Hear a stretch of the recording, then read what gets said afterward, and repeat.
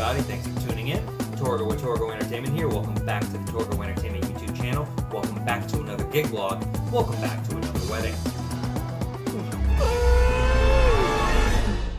Two Kermits?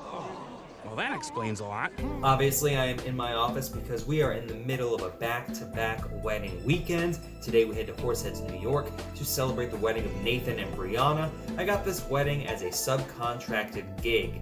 This is my last subcontracted wedding of the year. I have quite a few for next year, but of the two that I had this year, this marks the latter of the two. Nothing particularly crazy on this one regarding the setup for Nathan and Briana. I actually went to the venue last week to check it out. Here's what I found. They wanted uplighting in this barn, which is tricky because they have the metal siding. So I decided on a lighter shade of blue. Their colors are navy and gold. Gold looks terrible on silver, and you can't really do navy all that well for uplighting.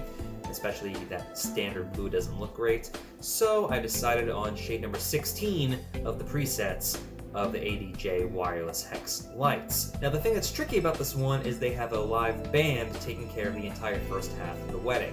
So while I have to get there at 1 and be ready to set up for a 4 o'clock ceremony, I'm not actually playing anything until 7. I have to set up beforehand. I'm not going to set up during the ceremony or cocktail hour. I think that looks terrible, especially because the band's going to be set up right next to me.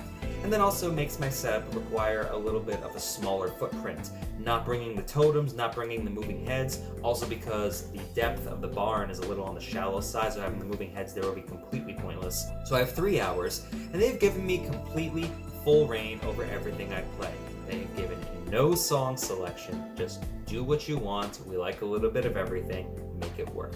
Neat. Although I don't like that as much, I like to have a little bit of guidance, I like to be able to personalize it toward the bride and groom a little bit. But when they give me, tabula rasa over everything, I'm a little bit hesitant because do whatever you want is always code for we don't know what we want, but if I do something they don't like, it's still not going to look good. We head to Horseheads, New York on their own property. Let's go to the map and check out where that is. 20-minute drive. I'm going to try and obscure the address here. I don't want to show where my clients live. That's weird. It was raining this morning.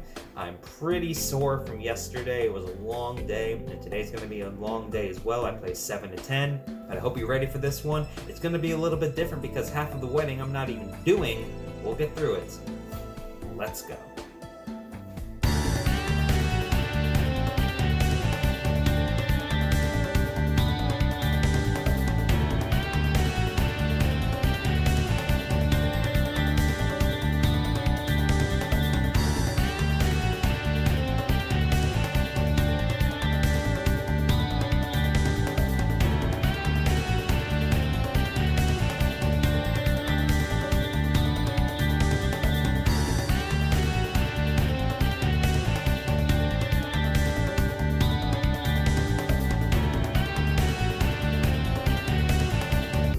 Look at this setup. I actually provided some additional lighting where the band was because I didn't want it all concentrated on my side of the wall. I thought that would look a little weird. This is preset number 16 on all the ADJ lights, but I don't have the bars looking like that. We have my Grundorf tabletop facade.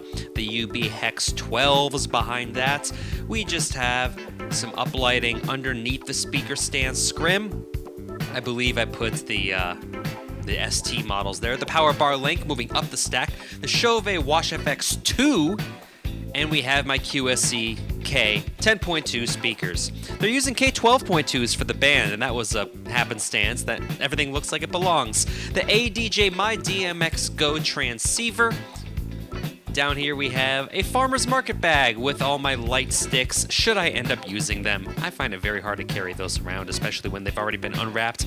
My Defender underneath my travel bag with clothes, my anti-fatigue mat, my microphone rack with the Shure 58A microphones in there. You've seen this so many times. My Radio 2-to-1 mixer to condense those microphone channels into one channel.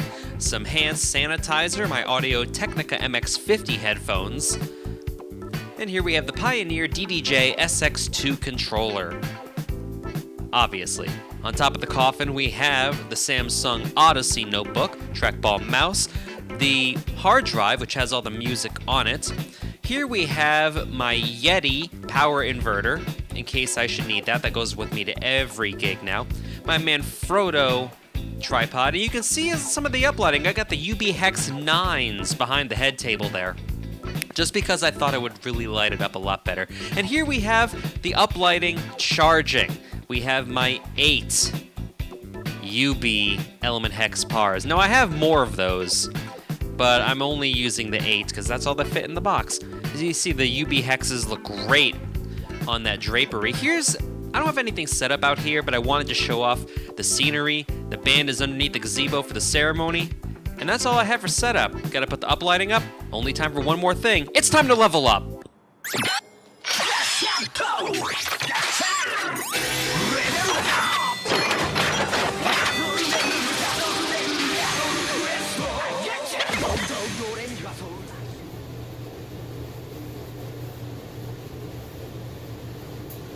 Let's go.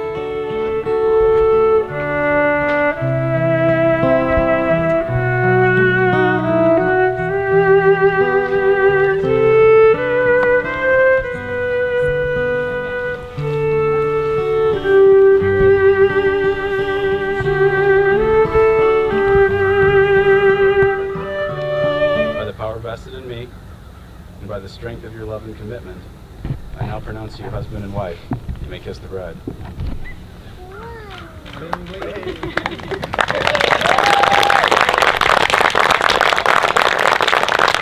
introduce for the first time, Mr. and Mrs. Nathan Jones.